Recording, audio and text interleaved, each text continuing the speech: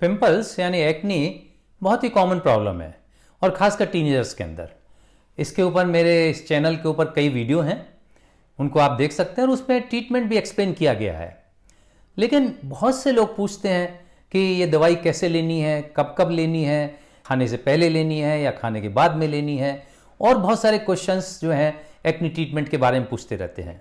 तो आज का वीडियो इसी पर्पज से बनाया गया है कि मैं आपको इस एक्नी ट्रीटमेंट की डिटेल्स के बारे में बता सकूं। मैं हूं डॉक्टर शुक्ला, एक डर्मेटोलॉजिस्ट।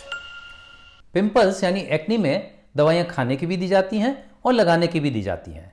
अगर एक्नी माइल्ड एक्नी है, मतलब ज़्यादा नहीं है, सिर्फ ब्लैक हेड्स हैं, कुछ थोड़े से लाल दाने हैं, तो फिर अकेली लगाने वाली दवाइयों से काम चल जाता है।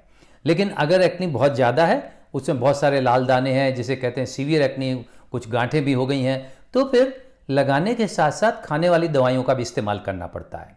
तो पहले बात करते हैं लगाने वाली दवाइयों के बारे में। लगाने वाली दवाइयों में सबसे पहला स्टेप होता है फेस वॉश का, क्योंकि पिंपल्स के अंदर या एक्नी के अंदर बहुत सारे ब्लैक हेड्स होते हैं, वाइट हेड्स होते हैं, और स्किन पे जो नेचुरल सीबम निकलता है, जो नेचुरल ऑयल होता है जिसे हम सीबम कहते हैं, वो जमा हो जाता है। स्किन के डेड सेल्स होते हैं वो जमा हो जाते हैं, और इन्हीं से जो पोर्स ब्लॉक होते हैं। इसलिए इन सब की सफाई करने के लिए आपको फेस वॉश की ज़रूरत होती है।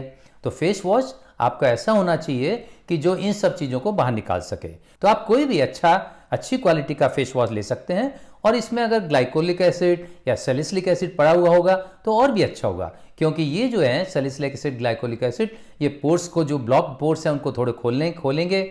इसके अलावा आपके जो ब्लैक हेड्स हैं, वाइट हेड हैं, उनको निकालने की कोशिश करते हैं, और इससे आपका जो फेस है वो भी ज़्यादा क्लीन रहता है। अब ये फेस वॉश है वो दिन में 2 बार करना चाहिए, सुबह और शाम। और दूसरा, ये गुनगुने पानी से करना चाहिए, ज़्यादा गर्म पानी से नहीं करना चाहिए या एकदम ठंडे पानी से नहीं करना चाहिए। फेस वॉश के बाद में आपका जो सेकंड स्टेप आता है वो आता है मॉइस्चराइज़र का। मॉइस्चराइज़र पर आपको ध्यान रखना चाहिए कि कोई भी ऐसा मॉइस्चराइज़र नहीं लगाएं जिसमें ऑयल पड़ा हुआ हो, यानी आपको ऑयल फ्री मॉइस्चराइज़र लगाना पड़ेगा, क्योंकि अगर कोई भी ऑयली प्रिपरेशन आप स्किन पे लगाएंगे, फेस पे आप लगाएंगे, तो उससे आपके जो पोर्स हैं वो ब्लॉक हो जाएंगे। इसलिए मॉइस्चराइज़र का प्रयोग ऑयल फ्री मॉइस्चराइज़र होना चाहिए। अब उसके बाद आते हैं कि भाई जो और दवाइयाँ दी जाती हैं, दवाइयाँ लगाने वाली जो दवाइयाँ होती हैं, उसमें जो सबसे इंपॉर्टेंट दवाई एक्नी में यूज़ होती है वो है रेटिनॉइड्स। रेटिनॉइड्स पे 2 दवाइयाँ ज़्यादातर यूज होती हैं, या तो एडाप्लिन होती है या टेटिनॉइन होती है। ये अलग अलग स्ट्रेंथ के अंदर आती हैं। अच्छा, इन दवाइयों में अपने को ध्यान क्या रखना है, एक तो ये दवाइयाँ केवल जहाँ पिंपल्स है वहीं पर लगाइए। अगर आपने सारे फेस पर लगा दी तो आपको जलन हो सकती है, आपका फेस ड्राई हो सकता है, उसमें पपड़ी सी निकल सकती है। दूसरा, आपको क्या ध्यान रखना है, जो टेटिनॉइन आप यूज़ कर रहे हैं, ये जिसमें चाहे एडाप्लिन हो या टेटिनॉइन हो, ये जितने रेटिनॉइड आप यूज़ कर रहे हैं इनको रात में ही लगाएं केवल, क्योंकि अगर दिन में आप लगाएंगे तो सन एक्सपोजर के बाद इनमें आपका कालापन वहाँ पे आ सकता है। इन रेटिनॉइड्स के अलावा जो दूसरी दवाइयाँ जो काम में लेते हैं पिंपल्स में, वो है एंटीबैक्टीरियल क्रीम्स या जेल्स। एंटीबैक्टीरियल क्रीम्स में 2 दवाइयाँ काम में लेते हैं अक्सर। एक तो आपका क्लिंडामाइसिन, और दूसरी जो है वो है आपके बेंजोइल पेरोक्साइड। क्लिंडामाइसिन और बेंजोइल पेरोक्साइड दोनों एंटीबैक्टीरियल्स हैं। ये क्या करते हैं कि जो बैक्टीरिया होते हैं एक्नी बनाने वाले, उन बैक्टीरिया को मारते हैं। इसके अलावा ये जो पोर्स हैं उनको भी खोलने का काम करते हैं ये दवाइयाँ। और इसका भी आपको ध्यान ये रखना है कि जहाँ पे पिंपल्स हो वहीं पे ये दवाइयाँ लगाना है, क्योंकि अगर पूरे मुंह पे लगाएंगे तो इनसे भी इरिटेशन हो सकता है, खासकर बेंजोइल पेरोक्साइड से। तो बेंजोइल पेरोक्साइड आप लगाएं तो ध्यान से लगाएं कि जहाँ जहाँ पे पिंपल्स है वहीं पे यूज़ करें। और अगर आपको इसके लगाने के बाद कोई जलन होती है तो आप ऐसा कर सकते हैं कि पहले आप थोड़ा सा मॉइस्चराइज़र लगा लें, और लेकिन वो भी ऑयल फ्री होना चाहिए, और मॉइस्चराइज़र लगा लें, उसके बाद बेंजोइल पेरोक्साइड लगाएं। और फिर भी अगर बेंजोइल पेरोक्साइड से ज़्यादा इरिटेशन होता है तो आप अपने डॉक्टर को बताएं, वो इसको चेंज कर सकते हैं, इसकी परसेंटेज कम कर सकते हैं, या कोई इसकी जगह दूसरी दवाई दे सकते हैं आपको।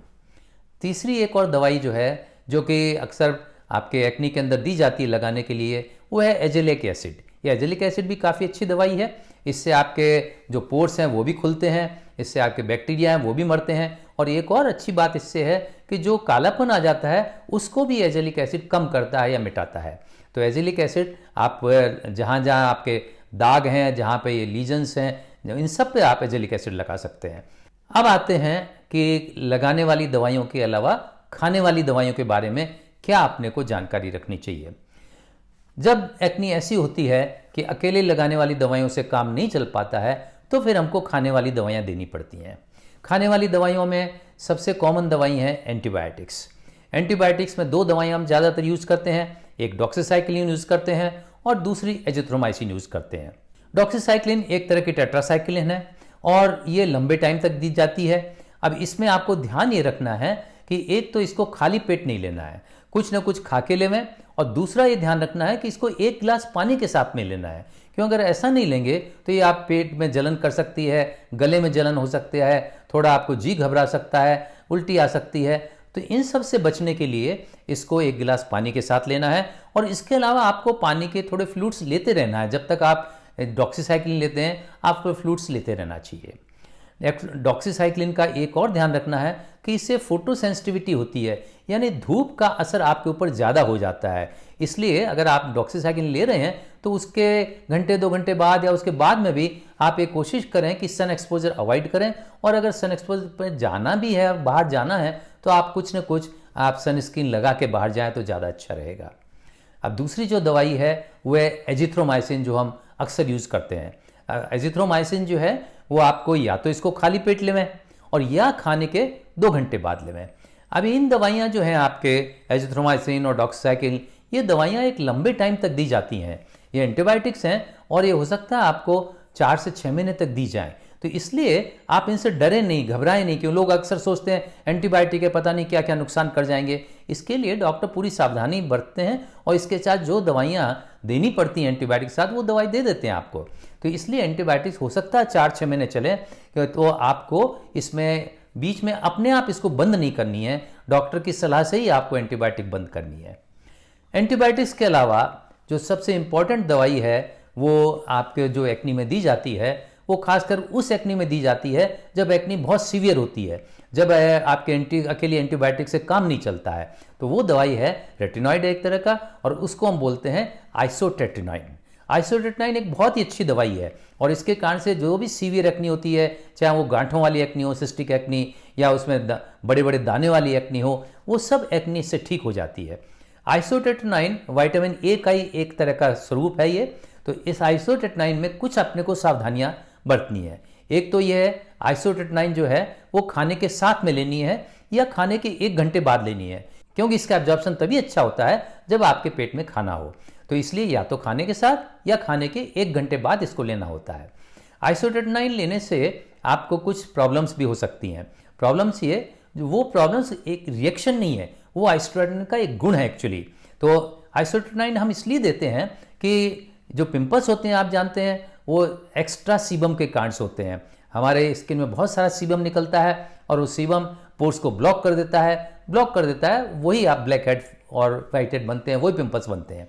तो इनको आपको सीबम को रोकने के लिए, सीबम को सुखाने के लिए हम आइसोटेट्रिनॉइन देते हैं। तो इसलिए जब आइसोटेट्रिनॉइन देंगे तो सीबम सूखेगा तो मुंह आपका सूखा सूखा रहेगा, होठ आपके सूखेंगे, आंखों में पानी आ सकता है और आपके हो सकता है स्किन में भी दूसरी जगह ड्राइनेस आ जाए। इन सब से निजात पाने के लिए आपको फेस पे कोई ना कोई मॉइस्चराइजर लगाना है, लेकिन मॉइस्चराइजर पे फिर आपको ध्यान रखना है कि आपको ऑयल फ्री मॉइस्चराइजर लगाना है। इसके लिए अलग से मॉइस्चराइजर आते हैं एक्ने के लिए, वही मॉइस्चराइजर यूज़ करना है। कोई आपकी क्रीम या कोई ऑयल, वो चीज़ें नहीं लगानी है। होठ अगर आपके फट रहे हैं तो उसके ऊपर आप कोई वैसलीन लगा सकते हैं या कोई भी लिप बाम यूज़ कर सकते हैं। आंखों में अगर पानी आ रहा है तो उसमें आंखों के आपके आर्टिफिशियल टीयर्स आते हैं, वो आंखों को ड्राइनेस से बचाते हैं, उनको आप यूज़ कर सकते हैं। अगर आपके हाथ पैर में आपके कहीं भी आपकी ड्राइनेस आ रही है तो आप कोई भी मॉइस्चराइजर यूज़ कर सकते हैं। तो ये आपको ध्यान रखना पड़ेगा। इसके अलावा आपको ये भी ध्यान रखना पड़ेगा कि आइसोटेट्रिनॉइन लेने के बाद में आपको धूप से बचना चाहिए। अगर धूप में आप जाएंगे आइसोटेट्रिनॉइन लेने के बाद में तो आपके फेस पे कालापन आ सकता है। एक और चीज़ जो आपको ध्यान रखनी चाहिए कि आइसोटेट्रिनॉइन है वो हम फीमेल्स को नहीं दे सकते अगर वो प्रेग्नेंट हैं तो, क्योंकि प्रेगनेंसी में ये बच्चे को नुकसान कर जाता है। तो ये ध्यान रखना पड़ेगा फीमेल पेशेंट्स में, अगर आइसोटेट्रिनॉइन ले रहे हैं वो देखें कि उनको प्रेगनेंसी नहीं है। और न केवल ये, बल्कि आइसोटेट्रिनॉइन का कोर्स पूरा हो जाए उसके 1 महीने बाद तक उनको प्रेगनेंसी नहीं होनी चाहिए। आइसोटेट्रिनॉइन का एक और ध्यान रखना है कि आपको ब्रेस्ट फीडिंग में भी ये आइसोटेटनाइन नहीं दे सकते, उससे बच्चे को नुकसान हो सकता है। आइसोटेटनाइन के साथ आपको अल्कोहल नहीं लेना चाहिए, और अगर विटामिन ए लेते हैं या मल्टीविटामिन लेते हैं जिसके अंदर विटामिन ए पड़ा हुआ है, उनका भी आपको यूज़ नहीं करना चाहिए, उससे भी इससे नुकसान हो सकता है। कई लोग पूछते हैं कि हमें डाइट में क्या लेना चाहिए, डाइट में क्या चीज़ खानी चाहिए, क्या चीज़ नहीं खानी चाहिए।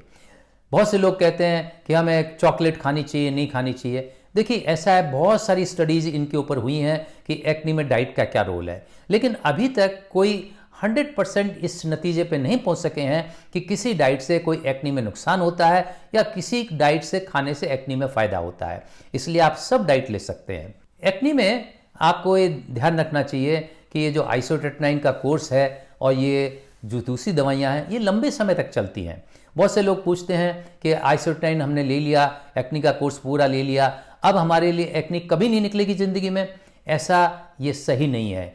ऐसा नहीं कह सकते कि एक्ने अब ज़िंदगी में कभी नहीं निकलेगी, लेकिन हाँ ये ज़रूर है कि आइसोटेटनाइन का 4-6 महीने का कोर्स पूरा लेने के बाद बहुत महीनों तक या हो सकता है कई सालों तक एक्ने कई लोगों को नहीं निकलती है।